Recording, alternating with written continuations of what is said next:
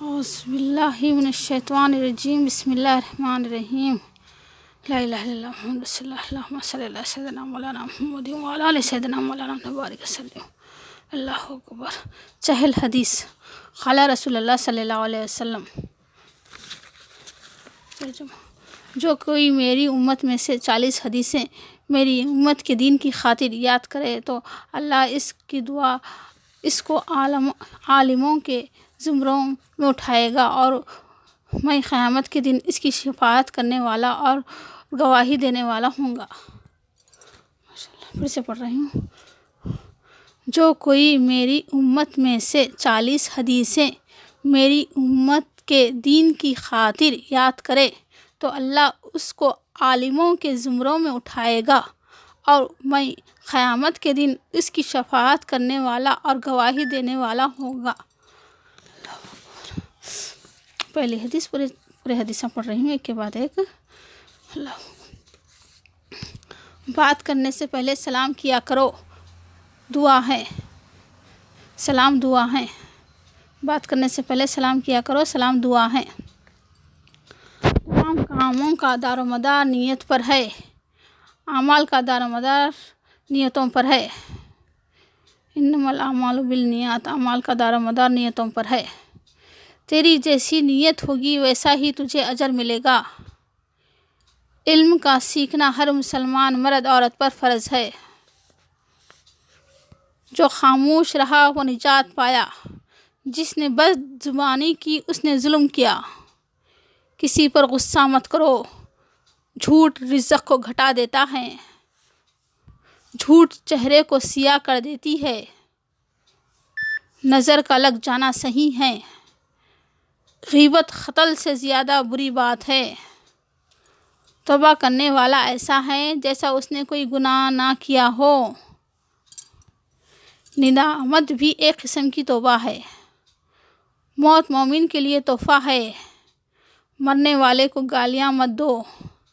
دنیا مومن کا قید خانہ ہے اور کافر کی جنت۔ مسلمان غیرت مند ہوتا ہے، ایک مسلمان دوسرے مسلمان کا بھائی ہے۔ ہر مسلمان دین کا سپاہی ہے۔ ماں کے قدموں کے نیچے جنت ہے، باپ جنت کے دروازوں میں بیچ کا دروازہ ہے۔ خالہ کا مرتبہ ماں کے برابر ہے اور چچا کا مرتبہ باپ کے برابر ہے۔ رشتہ داروں کے حقوق ادا کرو، پڑوسی کا بھی حق ہے۔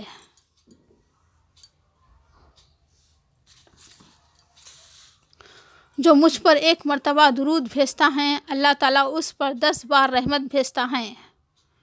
پہنچاؤ میری طرف سے خواہ ایک بات ہی کیوں نہ ہو۔ بچپن میں علم حاصل کرنا پتھر کے نقش کی طرح پائیدار ہوتا ہے۔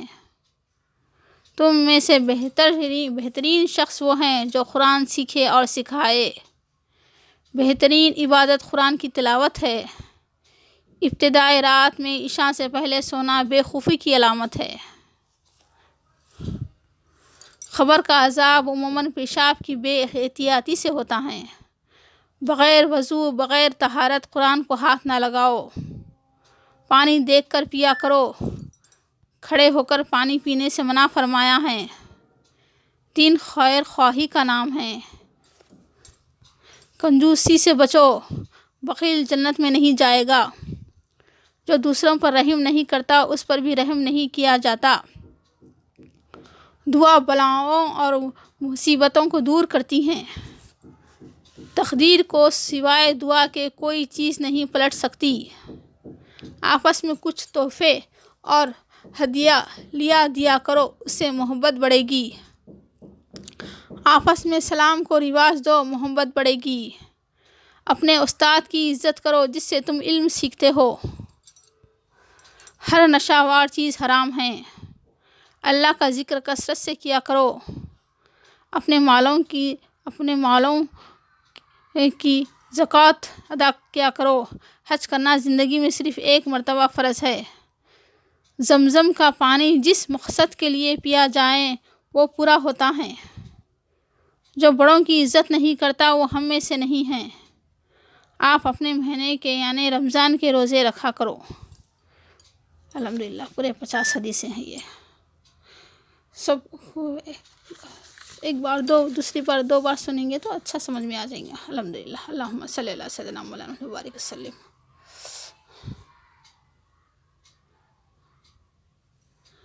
چند رکعت کے بدلے لاکھوں رکعتوں کا ثواب. فرض نماز گھر یا دکان یا جنگل وغیرہ تنہا پڑھنے سے ایک نماز کا ثواب ملے گا. فرض نماز اگر گھر میں پڑھیں گے، دکان میں پڑھیں گے، جنگل میں پڑھیں گے، تنہا پڑھنے سے ایک نماز کا ثواب ملے گا. محلے کی مسجد میں پڑھے گا تو 25 نمازیوں کا ثواب ملے گا.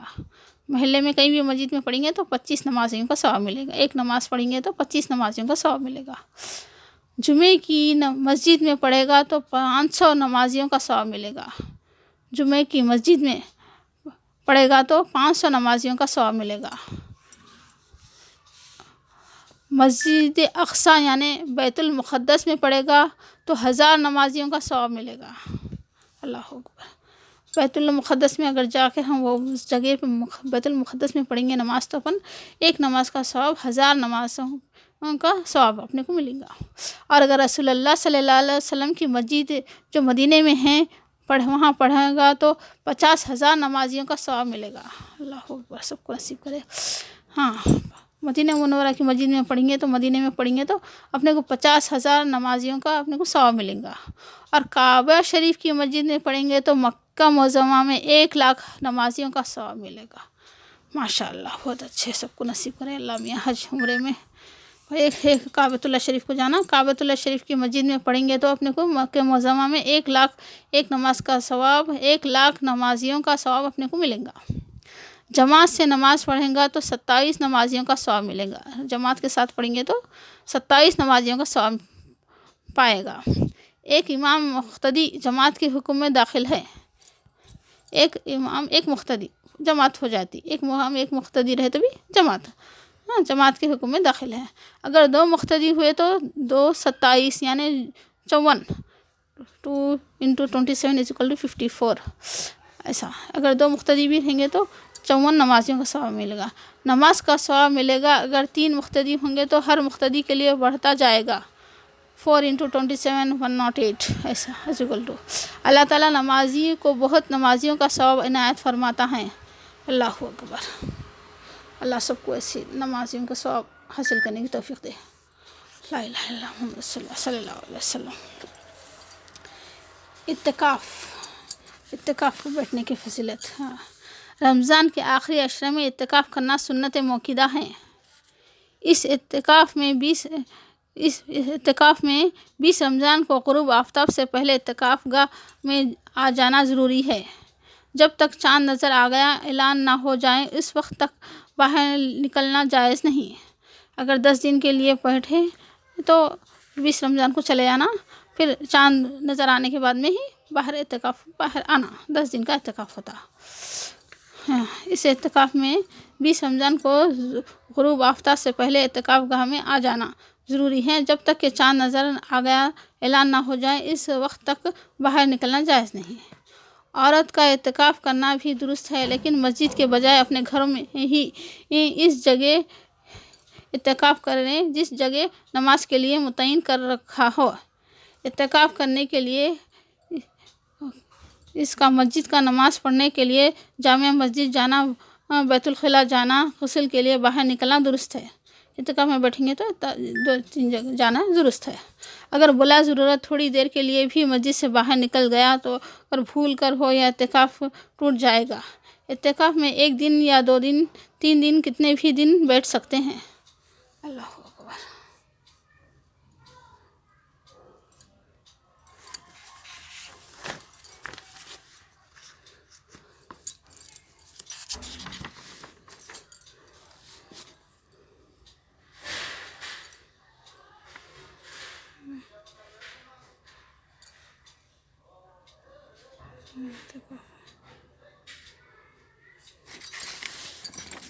اعتکاف ایک خاندان کا فرد اگر اعتکاف میں بیٹھتا ہے تو اس کو سارے خاندان کا ثواب ملتا ہے. پورے سارے خاندان بیٹھا ویسا اتنا ثواب ملتا، اس کو سارے خاندان کا ثواب ملتا ہے. اعتکاف بیٹھنے والے سارے محلے میں رحمت برستی ہیں. اپنے محلے میں کوئی تو نیک امتی سے ہوگا جو اپنے محلے میں رحمت برسایا ہوگا، وہ خوش نصیب تم کیوں نہ ہو۔ بے شک اعتکاف بیٹھے تو سارے محلے میں رحمت برستی، تو اپن اعتکاف بیٹھے تو اپنے محلے میں اپنے رحمت برستی الحمدللہ۔ نوجوان آسانی سے اعتکاف بیٹھ سکتے ہیں، انہیں روزگار کے گھروں دار کی فکر نہیں رہتی، کوئی نوکری کو نہیں جانا رہتا، کالج کے زمانے میں آرام سے اعتکاف بیٹھ سکتے، 1 دن 2 دن یا پھر 1 دن کے واسطے اعتکاف بیٹھ سکتے ہیں۔ اس نیت کریں کہ یا اللہ اتنے وقت کے لیے میں اعتکاف بیٹھ رہا ہوں، میرا عبادت قبول کر لے۔ لڑکیاں نوکریوں سے پہلے اعتکاف بیٹھ سکتے ہیں، نوکریاں پھر ذمہ داری ہیں، لڑکیاں شادی سے پہلے بیٹھ جانا، نہیں تو شادی کے بعد شوہر کی ذمہ داری، بچوں کی خدمت کرنا، ان لوگوں کی گھروں کی دار کی ذمہ داری رہتی ہے، اس لیے نہیں ہو سکتا۔ اس لیے جوانی میں عبادت کرے تو بہت بڑا ثواب ہوتا ہے، بڑھاپے میں تو ہر کوئی کرتا، کوئی ذمہ داری نہیں رہتی، بوڑھے ہونے کے بعد میں نانا نانی دادا دادی کوئی بھی ہو کر سکتے آرام سے، پر جوانی کی عبادت بہت ثواب ملتا ہے، جوانی میں عبادت کریں گے تو جتنا ہو سکے جوانی میں عبادت کر لینے کی کوشش کرنا، شادیوں سے پہلے نوکریاں لگنے سے پہلے عبادت کر لینا الحمدللہ۔ اپنے بچوں کو، ماں باپ کو، سب کو اپنا ساتھ دینا کہ اعتکاف بیٹھنے کے لیے ہم آپ کے پیچھے ہیں، آپ اعتکاف بیٹھیے بول کے۔ اللہ اکبر۔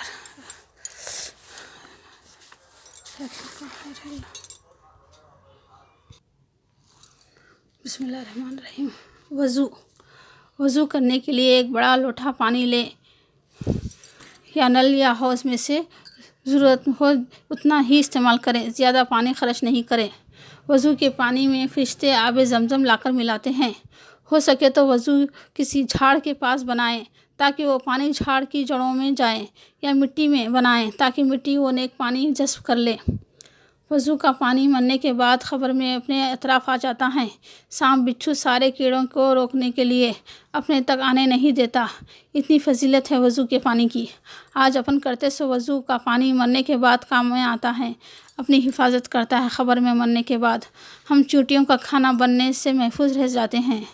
وضو کرنے کے بعد وضو کے پانی کو جسم پر ہی سوکھنے دیں، کسی کپڑے سے نہیں پوچھنا چاہیے، عبادت کا پانی رہتا۔ حضور صلی اللہ علیہ وسلم کا ارشاد ہے، بروز محشر وضو کی وجہ سے میری امتی کے چہرے 14ویں کے چاند کی طرح چمکتے ہیں۔ ماشاءاللہ۔ بروز محشر وضو کی وجہ سے میری امتی کے چہرے 14ویں کے چاند کی طرح چمکتے ہیں، اس لیے وضو کے پانی کو جسم پر ہی سوکھنے سے پہلے پوچھ دیں تو چمکنے کی روشنی میں کمی ہو جاتی ہے قیامت کے دن۔ وضو کے وقت بات نہ کریں۔ وضو کے وقت فرشتے پانی میں آب زمزم لا کر ملاتے ہیں، 3 فرشتے ہوتے ہیں، ایک بات کرے تو ایک فرشتہ چلے جاتا ہے، دوسری بات کرے تو دوسرا، تیسری بات کرے تو تیسرا فرشتہ، جو نیکی لکھتے رہتا ہے۔ وضو تک ہو جاتا ہے پر ہم کو پورا ثواب نہیں ملتا۔ کوئی وضو کر رہے ہیں تو ان سے بات یا سوال نہ کریں، وضو کرنے والا کسی بھی بات کا جواب نہ دے۔ وضو پورا ہونے کے بعد آسمان کی طرف دیکھ کر کلمہ پڑھنے کے بعد ہی جواب دیں، بات کریں۔ وضو کے بعد 2 رکعت نفل نماز تحت الوضو کی پڑھی جاتی ہیں، حدیث شریف میں اس کا بڑا ثواب ہے۔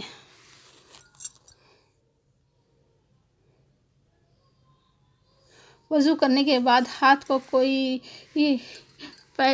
کا یا پیر کا کوئی ایڑی کا حصہ کوئی جگہ سوکھا تو وضو نہیں ہوگا، اگر سوکھی دیکھیں تو بھی کچے پانی سے پانی پھیر لیں، یا سوکھی دیکھیں تو دھو کر آئیں۔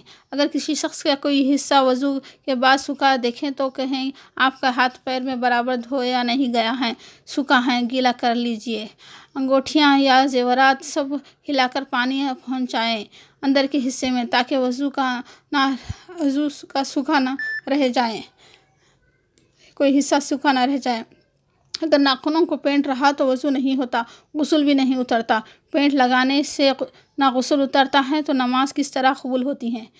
پینٹ ناخنوں کا نکال کر غسل کریں اور وضو بنائیں۔ وضو کرنے سے پہلے بسم اللہ پڑھیں، نیت کریں وضو کرتا ہوں ناپاکی کے دور ہونے کے لیے۔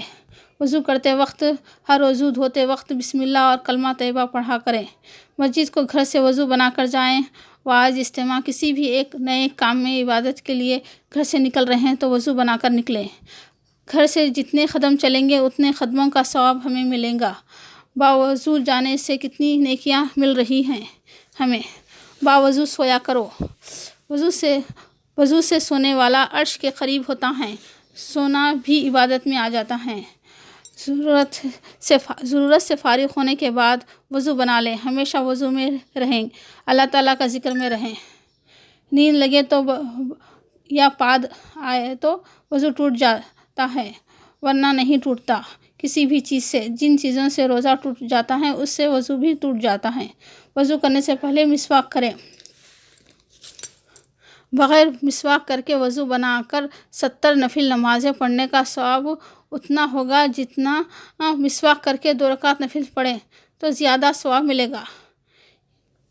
یعنی مسواک کر کے 2 رکعت نفل نماز پڑھیں تو 70 نفل نمازیں پڑھیں تو اتنا ثواب ملے گا۔ مسواک کرنے سے 70 نمازیں پڑھیں تو اتنا ثواب ملتا، 2 رکعت نماز پڑھے تو خالی مسواک کر کے نماز پڑھیں گے تو کتنی فضیلت ہے مسواک کی۔ حضور صلی اللہ علیہ وسلم نے فرمایا مسواک خون کو پاکیزہ کرنے والی شے ہے اور رب کی خوشنودی حاصل کرنے کا ذریعہ ہے۔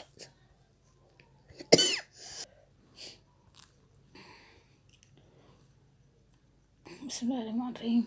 بزرگی میلاد النبی جلسہ میلاد کا۔ ایک شخص میلاد النبی کی محفل سجائی، لوگوں کو دینے کے لیے کچھ نہیں تھا۔ اس نے پاس چنے تھے، انہوں نے چنے ابال کر سب کو تقسیم کر دیے۔ خواب میں کیا دیکھتے ہیں کہ چنے حضور صلی اللہ علیہ وسلم کے قدموں میں ہیں۔ چائے یا کھجور یا میٹھی بوندی کے انتظام سے میلاد النبی منایا جا سکتا ہے۔ حضرت محمد مصطفیٰ صلی اللہ علیہ وسلم بی بی عائشہ صدیقہ رضی اللہ عنہا کے ساتھ بیٹھ کر نعت سن رہے تھے۔ حضور اشارہ کر کے بی بی عائشہ کو بتا رہے تھے، نعت سنا رہے صحابی کے پیچھے حضرت جبریل علیہ السلام کھڑے ہیں۔ وہ صحابی اچھی طرح نعتیں سناتے، وہ 100 سال تک کی عمر پائی اور ان کا ایک دانت بھی نہیں نکلا۔ ماشاءاللہ، نعت خوانی کی وجہ سے 100 سال تک عمر پائے انہوں الحمدللہ، اور ایک دانت بھی نہیں نکلا، اور ان کے پیچھے جبریل علیہ السلام کھڑے تھے۔ اللہ اکبر، اللہم صلی اللہ علیہ وسلم۔ ہم کو بھی اللہ تعالیٰ توفیق دے کے نعتیہ محفل سجائیں، میلاد النبی منائیں۔ اللہ اکبر۔ حضرت اسماء بنت یزیر انصاری رضی اللہ عنہا سے روایت ہے،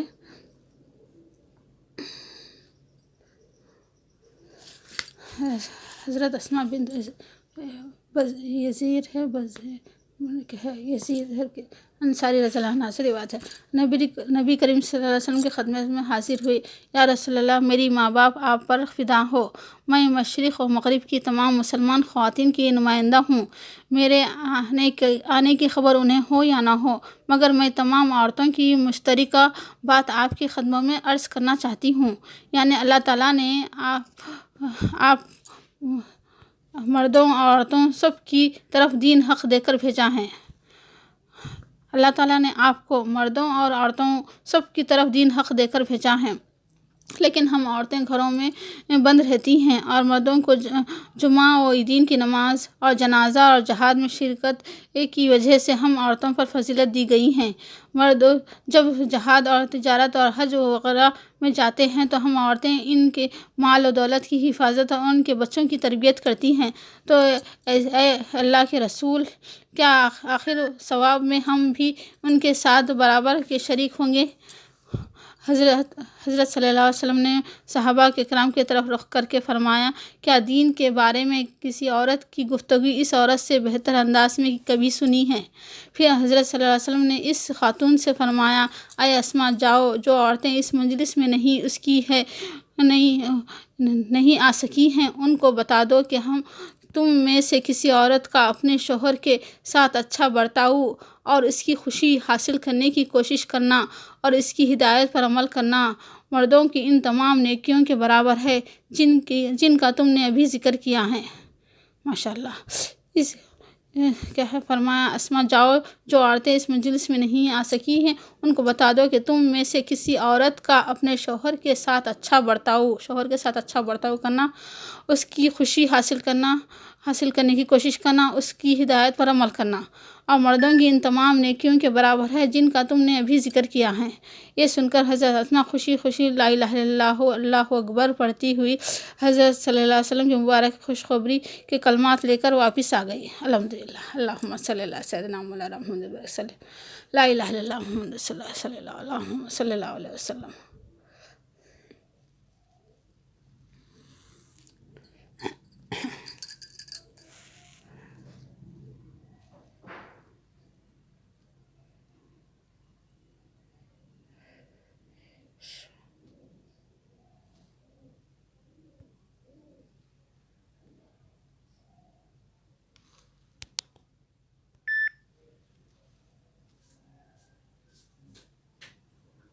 तुम चप्पल पहन लिया तो कैसा देख चूल्हे में? क्या करने का चूल्हे में? कहे तो चप्पल के चूल्हे में, चप्पल चूल्हे में काटना।